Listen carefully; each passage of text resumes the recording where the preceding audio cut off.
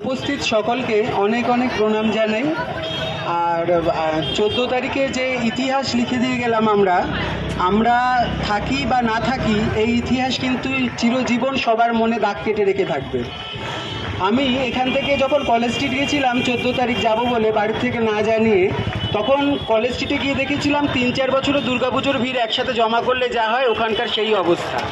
কিন্তু ওই ভিড়টা কিন্তু কোনো রকম বিরিয়ানি বা ডিম ভাত খাইয়ে আনা ভিড় নয়, ওই ভিড়টা কিন্তু নিজের থেকে আসা ভিড় ছিল। আজকে সেই ভিড়টা কমেছে ঠিকই, কিন্তু আজ থেকে 4 মাস বাদে যদি বিচারের আশায় এখানে একটা লোক আসে, আর কে আসবে জানি না, আমি আসবো, আপনারাও আসবেন। কেননা নাহলে কথাটা সত্যি হয়ে যাবে যে বিচারের ভাষা নিভৃতে কাঁদে বলে না, ওইটাকে সত্যি করতে যাওয়া যাবে না। রাতের আকাশে যে সূর্যের আলোর মতো একটা আস্ফালন আমরা প্রতিবাদের জানিয়েছি, সেটাকে চালিয়ে নিতে হবে। আর প্রতিবাদ তো কথাটা ছোট, কিন্তু এটা অনেক বড় মানে বহন করে। তো যেমন দেখুন, আজকে আমরা কার বিরুদ্ধে প্রতিবাদ করছি, কিসের জন্য প্রতিবাদ করছি বলুন? আজকে প্রতিবাদটা কিন্তু নিজের জন্য, নিজেদের কাছে প্রশ্ন। যেমন দেখুন, আজকে আমরা অফিসে যাচ্ছি, আমি প্রতিবাদ মিছিলগুলোতে যাচ্ছি, নানা জায়গায় মারধর খাচ্ছি, আবার বাড়িতে এসে আবার পরের দিন বেরোচ্ছি। অফিস থেকে শুরু করে রাস্তায়, বাসে, ট্রামে প্রচুর লোক, আমাদের ঘরের লোকেরা বলছে এসব প্রতিবাদ করে কোনো লাভ আছে? দুদিন বাদে তো যেমন ছিল তেমনই থাকবে। এই যে বীজটা পুঁতে দিয়ে যাচ্ছি আমরা, এটা কিন্তু ক্যান্সারের মতো এই সমাজটাকে খেয়ে নেবে। প্রত্যেক দিন একটা ছেলে আজকে যখন ক্লাস 8-এ পড়ে, ধরুন 8-এ পড়ে, 9-এ পড়ে, তারা সবে বুঝতে শিখছে, তারা বড় হচ্ছে, তারা যখন বারবার শুনছে ও রেপ ফেপে কিছু হয় না, জানিস তো, দুদিন আলোচনা করে তারপরে সবাই ভুলে যায়। ওই ছেলেটা বড় হয়ে রেপিস্ট হবে না? আজকে বলছে আমার ছেলে দেখতে শুনতে ভালো ছিল, রূপে লক্ষ্মী গুণে সরস্বতী টাইপ একটা বলছে, কিন্তু এই যে বীজটা আমরা বুনে দিচ্ছি তাদের মনের মধ্যে, যে ওসব প্রতিবাদ করে কিছু হয় না, দুদিন লোকে মনে রাখে, হুজুকে নাচবে, তারপর সব যেমনকে তেমন চলতে থাকবে। এই আতুর ঘরটাকে ভাঙা দরকার। আগে নিজের চিন্তা ভাবনার বিকাশ ঘটান। আমাদের মধ্যে উপস্থিত প্রচুর আমাদের ঘরের লোকেরা এই ধরনের কথা আমাদের বলে থাকছে, এই চিন্তা ভাবনাটাকে পাল্টাতে লাগবে। সত্যি কথা বলতে, আমরা এমন একটা সমাজে বাস করি, আজকে যখন আমরা খেতে বসে টিভি চালাই, সেখানে যখন স্যানিটারি প্যাড বা কন্ডোমের অ্যাড দেখানো হয়, তখন আমরা লুকিয়ে যাই, মাথা নিচু করে খেতে শুরু করি বা টিভির রিমোট ঘুরিয়ে দিই। সেই সমাজে একটা রেপ হয়ে যায়, লোকে কিছু বলে না। আমরা নাকি এত সচেতন, এত আমাদের লজ্জা যে আমরা বাড়ির লোকের সামনে স্যানিটারি প্যাডের অ্যাড দেখতে লজ্জা পাই। স্যানিটারি প্যাড, সেদিনকেই আমি দেখলাম, বলছিল কেউ একজন যে ফেসবুক কমিউনিটি পেজে একটা মেয়ে লিখেছে, আচ্ছা আমার পিরিয়ড চলছে, আমি কি রাখি পরাতে পারবো? এই চিন্তা ভাবনার সমাজে আমরা বাস করি। কোচিনে গিয়ে বলছে সেদিনকে আমি আসতে পারিনি, আমার শরীর খারাপ ছিল। আচ্ছা বলুন তো, পিরিয়ড হওয়াটা কি শরীর খারাপ? শুনতে খারাপ লাগছে কিনা জানি না, কিন্তু বাস্তবটাকে মেনে নিতে হবে। আমরা এতগুলো রেপ কেস মেনে নিয়েছি, এইগুলোকেও মানতে হবে। বুদ্ধিটাকে, চিন্তাটাকে বিকাশ না ঘটালে পরে শুধু এই দেখালাম, একটু ফেসবুকে লেখালেখি করলাম, এটার দ্বারা কিন্তু কোনো প্রতিবাদ একটা জাস্টিফিকেশন পেতে পারে না। আজকে প্রতিবাদটা কিন্তু শুধু ওই মেয়েটার বিচারের নয়, ওই মেয়েটার মতো হাজার একটা মেয়ে। ওই মেয়েটার পরে বর্ধমান, আমরা জানতে পারছি না বা জানতে দেওয়া হচ্ছে না, বর্ধমানে রেপ করে গলা কেটে ফেলে দেওয়া হলো, মুর্শিদাবাদে স্কুল স্টুডেন্টের রেপ হয়, আসামে হলো, ইউপিতে হচ্ছে, গুজরাটে হচ্ছে, রায়টে হাজার হয়।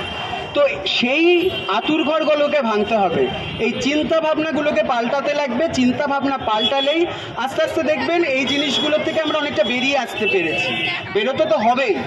আজকে লড়াইটা কাদের? একটা মেয়ের রেপ হলো, রেপ করে তাকে ব্রুটালি মার্ডার করে দেওয়া হলো, মেয়েটার চোখ দিয়ে রক্ত বেরিয়ে আসলো, সেই কন্ডিশনে নিয়ে গিয়ে লড়াইটা কি শুধু মেয়েদের করতে লাগবে? যে বাবাটা একটা মেয়ে জন্মানোর পরে অফিসে গিয়ে মিষ্টি খাওয়ায়, সেই বাবাটার লড়াই না?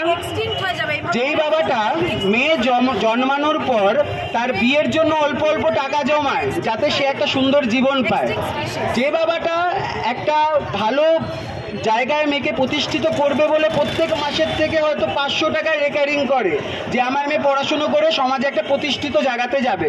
এই মেয়েটার কেসটা দেখুন, তার ফ্যামিলি কন্ডিশন দেখুন, পানিহাটি আমার মাসির বাড়ির কাছে থাকে, সেটা আলাদা ব্যাপার, সবাই জানে তার কন্ডিশন। তো সেই রকম স্বপ্ন দেখা বাবাগুলোরও তো লড়াই। আজকে আমার বাড়ির কন্ডিশন বলছি, আমার বাড়ির মেয়েরা, আমার দিদি যখন ইভিনিং ডিউটি করে নার্সিংহোম থেকে ফিরতো, বিরাটি স্টেশনে নামতো রাত 9টার সময়, ওকে নিয়ে যাওয়ার জন্য আমাকে আসতে হতো। কেন? যারা পৃথিবীতে আমাদের নিয়ে এসছে দেখানোর জন্য পৃথিবীটাকে, তাকে বাড়ি অবধি আনার জন্য কারোর প্রয়োজন আছে কি? তো সেই জিনিসটাকে ভেবে চিন্তা ভাবনাটা আস্তে আস্তে পাল্টানো দরকার। আমরা এই কথা বলতে পারি না যে প্রতিবাদ করে কিছু হয় না, প্রতিবাদ করেই অনেক কিছু হয়। রক্ত দিয়ে প্রতিবাদ করে, আন্দোলন করে 200 বছর পরে স্বাধীনতা পেয়েছি, প্রতিবাদ করেছি তাই পেয়েছি। সুতরাং এই জিনিসটাকে মরতে দেওয়া যাবে না। এই যে আগুনটা জ্বলে উঠেছে, এই আগুনটাকে জ্বালিয়ে রাখাটা খুব দরকার।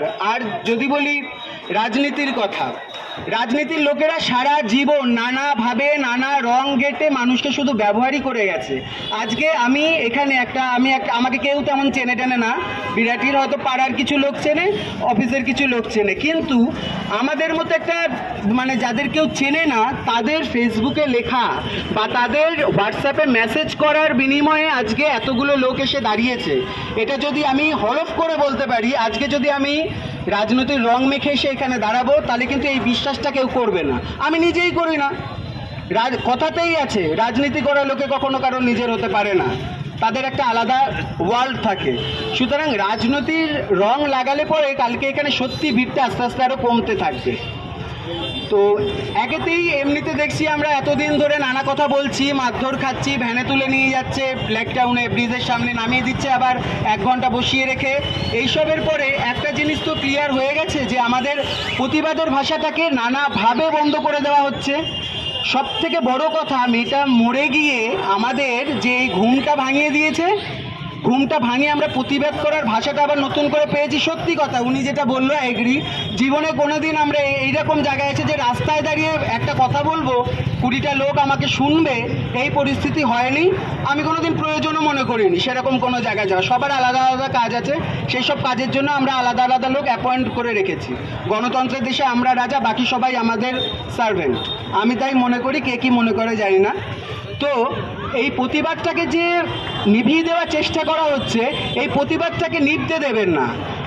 নিজের প্রতিবাদটাকে নিজের লেখায় হোক, নিজের ভাষায় হোক, বিভিন্ন রকম আছে। Music is one type of protest, music দিয়েও করা যায়, সব কিছু দিয়ে প্রোটেস্টটাকে করতে লাগবে ভাই। এই যে বললাম, লড়াইটা শুধু মেয়েদের না, লড়াইটা ওই বাবাদের, লড়াইটা ওই ভাইদের, যারা বোন আসছে না কেন, মা 10 বার করে ফোন করছে, এই তোর বোনকে ফোন করতো, এখন আসছে না কেন। এখন বুঝতে পারছি যে মা বাবা কেন বারবার বলতো কোথায় গেছিস। সবাই কিন্তু বন্ধু হয় না, লোক চিনে বন্ধুত্ব করবি। খুব বিরক্ত হতাম, উত্তর দিতাম মুখে মুখে। এখন বুঝতে পারি যে তাদের কথাগুলোর কি মানে, কেননা তারা তো অনেকটা সমাজ দেখেছে, তারা বোঝে যে আজকে থেকে 5 বছর বাদে এই পরিস্থিতি হতে পারে। তো সেইগুলোকে মাথায় রেখে প্রতিবাদটা করতে নামা দরকার।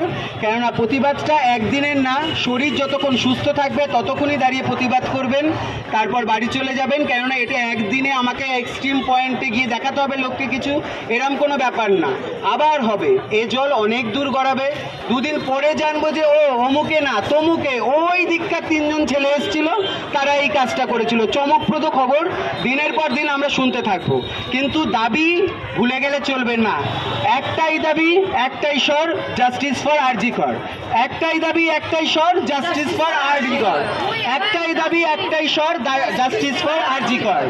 এই কথাটাকে মাথায় রেখে চলবেন, তাহলে দেখবেন যে যেভাবে আপনাদের প্রতিবাদের ওপর, আপনাদের পার্সোনালি আপনাদের ওপর নিজের বিষ দাঁত বসানোর চেষ্টা করুক না কেন, সেই বিষ দাঁতগুলোকে উপড়ে দিতে পারবেন। আজকে রাখি বন্ধন হিসাবে আমরা এই অনুষ্ঠানটাতে এসেছি। রাখি মৈত্রীর প্রতীক, রাখি সম্প্রীতির প্রতীক, রাখি ঐক্যের প্রতীক। হিন্দু, মুসলিম, খ্রিস্টান, শিখ, অনেক ধর্মের মানুষ কলকাতায় বসবাস করে, এবং প্রত্যেকটা মানুষের সাথে পার্সোনালি মিশে দেখবেন, কথা বলে দেখবেন, সবকটা মানুষ এগ্রি যে এর বিরুদ্ধে প্রতিবাদটা হওয়া উচিত। কিসের ভয় যে লোককে বলতে দেওয়া হচ্ছে না, কিসের ভয় যে এক জায়গায় জমায়েত হতে দেওয়া যাচ্ছে না, এইগুলোর উপরে আওয়াজ তুলতেই হবে। আর আজকে এই যে নিরাপত্তার শপথ নেওয়ার জন্য আমরা আজকে এখানে এসেছি, ছেলে মেয়ে নির্বিশেষে প্রত্যেকের আত্মরক্ষার চেষ্টা তো করবই, এবং অন্যের বিপদে ঝাঁপিয়ে পড়াটা আমাদের কিন্তু সামাজিক দায়িত্বের মধ্যে পড়ে। যাতে কালকে যদি রাস্তায় দেখা হয় কিছু একটা অসুবিধা হয়, আমার না এই অসুবিধাটা হচ্ছে, দিদি আমার সাথে একটু যাবে ওই জায়গাটাতে, তাহলে হয়ে ঠিক লাগবে, এই কথাটা বলতে যেন লজ্জা না পাই। এই রাখিটাকে ছুঁয়ে আজকে আমরা এখান থেকে শপথ নিই যে সত্যি যদি মানুষের পেট থেকে জন্মাই, সত্যি যদি মানুষ হই, সময় একদিন বদলাবেই, সেদিনকে এই সব দোষীদের চিতায় তুলবই। Justice for RG Kar, justice for RG Kar, justice for RG Kar. ধন্যবাদ, ধন্যবাদ।